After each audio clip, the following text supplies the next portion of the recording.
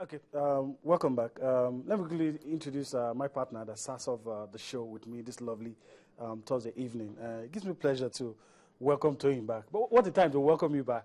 The last 2 days have been very dramatic. Yeah. And, wow, good to be back. And what happened, I mean, these last 3 days, I think, could probably define the future of Nigerian football. Yeah. Because that's what I see. The battle for the soul of Nigerian football, very fierce in the last 2 days. And I hope that somehow there's an intervention that makes us put all of this. I hope that the intervention is divine because I hope it's it is looking divine. like I mean, it's beyond human solutions now. The Guild of Sports Editors did a meeting and came out with a communique that the president has to step in because we have become a laughing stock across the world. And you ask yourself, what are the issues really? And I hope there's an intervention, maybe presidential intervention, maybe divine.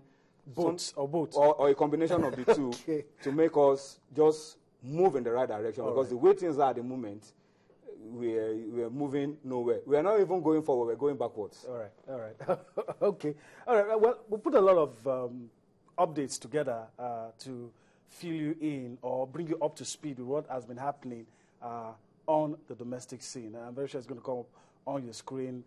In the past 2 days, like Tony said, a lot has happened in Nigerian football that will shape the future of Nigerian football. And we hope that we're able to get out of this. And I'm very sure it will come up on screen. Issues concerning the newly elected NFF board and a parallel board also existing at the same time. A whole lot of other issues. Tony was in the eye of the storm. Maybe I should start with you. Give us a brief narrative before some of the things. I mean, you saw some things you weren't able to tell us. And Before I go to that, I think you're talking about the recent happenings today. I mean, we've prepared I'm very sure it's coming of a slide because today the okay. All right. Let me allow you to go through this. Okay. Let me run through this very quickly. The Chris Giwa led faction of the Nigerian Football Federation. Okay.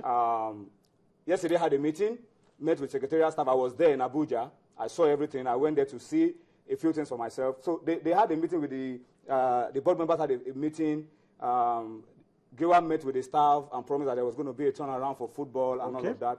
And today, it got a major boost because the board, the faction of the NFF led by Chris Giwa, visited the sports minister, and the first minister gave an endorsement to that board. So it looks clearly now that this is the board that the minister wants to work with. That has been the talk for a long time, but it looks clearly now with the endorsement coming from the sports minister that this is what he wants to do. He wants to work with Chris Giwa's faction of the NFF. All right. But then, I mean, you have to talk about the other side.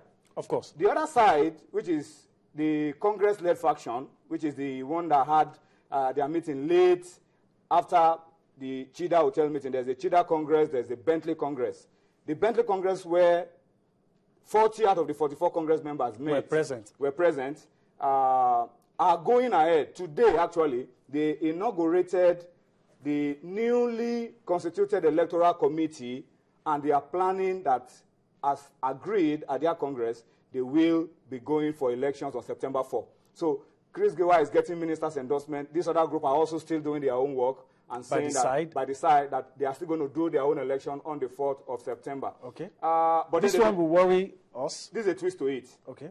Referees, coaches, the club owners, that's the 20 Premier League clubs, came out and said no football until all of this is resolved in line with the statutes of FIFA. Wow. And then state FA chairmen and their associations and their boards, state FA football associations, also said they're not going to be providing security, they're not going to be providing any logistic support to any kind of football till further notice. And then the factional president of the NFF, Chris Giwa, recognized by the sports minister, says all these pronouncements should be ignored, that the Premier League should go on, National League should go on, Women League should go on, and all forms of football should still go on. Okay. And in the midst of all of this crisis, the National Assembly have called for public hearing. Scheduled for tomorrow are here, or pushed, I think, to maybe weekend, tomorrow, I think, public hearing by the National Assembly. So look into all of this. So everybody come and tell us exactly what is going on, because we don't understand what is happening around Nigerian football. Because for the first time, I'm seeing this crisis in this dimension. In the past, we fragment everybody. You are on this side, you are on that side. But coaches, referees, clubs, not just in the Premier League, clubs in the National League, in the Women League, in the Amateur League, everybody coming together and saying, could that be a sign that people are fed up?